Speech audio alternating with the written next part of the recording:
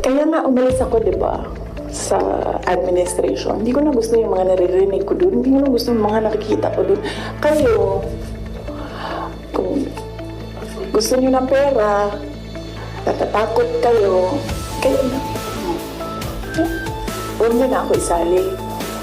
Hindi ko masikmura ang korupsyon kung kaya't ako ay umalis ng Malacanang.